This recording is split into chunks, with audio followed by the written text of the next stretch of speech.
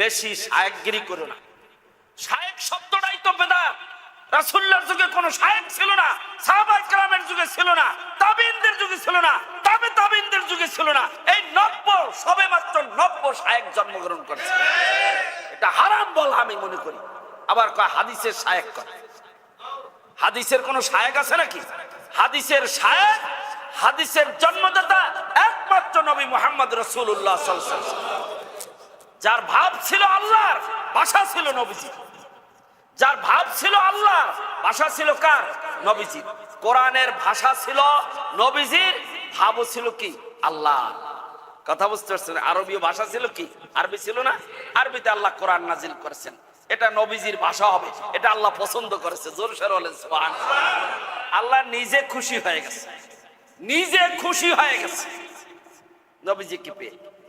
এজন্য দেখেন কলেমায়ে তাইয়্যিবার ভিতরে আল্লাহর কলেমার দুটো অংশ, লা ইলাহা ইল্লাল্লাহ, এরপরে কি? মুহাম্মাদুর রাসূলুল্লাহ। এই পাশে 12টা অক্ষর, ওই পাশে 12টা অক্ষর। আল্লাহ মিলাই দিয়েছে। যে যারে ভালোবাসে তার লাগে কিন্তু সেই রকমের পোশাক বানায়, সেই রকমের হাঁটে, সেই রকমের চলে, সেই রকমের খায়, সেই রকমের নাম রাখে, মিলাই রাখে। স্ত্রীর সঙ্গে স্বামীর নাম মিলাই রাখে, স্বামীর সঙ্গে স্ত্রীর নাম মিলাই রাখে, বাবার সঙ্গে বাবা রাখে না, মিলাই রাখে না। আল্লাহ বলেন দেখো আমার সবচেয়ে, আদম আলাইহিস সালামের প্রশ্ন উত্তর দিয়ে বলে সবচেয়ে আমার প্রিয় ব্যক্তি, যার জন্য আমি নিজে পাগল, এই জন্য আমি তার নাম রাখেছি হাবিবুল্লাহ। জোরে সোরে বলেন সুবহানাল্লাহ। আর যিনি আমি আল্লাহর জন্য পাগল, তার নাম হলো খলিলুল্লাহ। বলেন না সুবহানাল্লাহ। কথা বলছেন, কথা বলছেন। এই জন্য আমার নামে কোনো নক্তা নাই, আমার হাবিবের নামেও কি কোনো কলেমার ভিতরে কোনো নক্তা নাই। আমার নাম লাগতে 4টা, আল্লাহ লাগতে 4টা হরফ লাগে, মুহাম্মদ লাগতো কয়টা অক্ষর লাগে? 4টা। বলেন না সাল্লাল্লাহু আলাইহি সাল্লাম। আমি একটা জিনিস লক্ষ্য করছি, আপনারা দুরূদ শরীফ পড়েন, পড়লেও হয়তো মনে মনে পড়েন। শয়তানে কি আপনাকে ধোঁকা দেছে না খোসে শয়তানে? দুরূদ শরীফটা জোরে জোরে পড়েন সাল্লাল্লাহু আলাইহি সাল্লাম।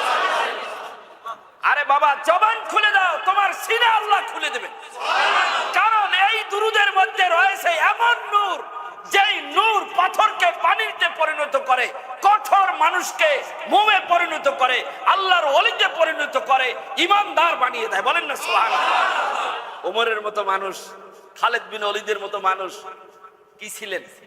কি ছিলেন? কথা বলেন না, কি ছিলেন? মিয়া রাসূলুল্লাহর চেহারা দেখার সঙ্গে সঙ্গে মোমের মতো গলে গেল, নূরে নূরান্বিত হয়ে গেল, পৃথিবীতে বসে জান্নাতের সুসংবাদ পেয়ে গেছে। দুরূদ শরীফ পড়বেন না? কে পড়বেন না? জোরে সোরে পড়তে হবে মিয়া সাহেব। যে যত নিষেধ করবে তত বেশি পড়তে হবে।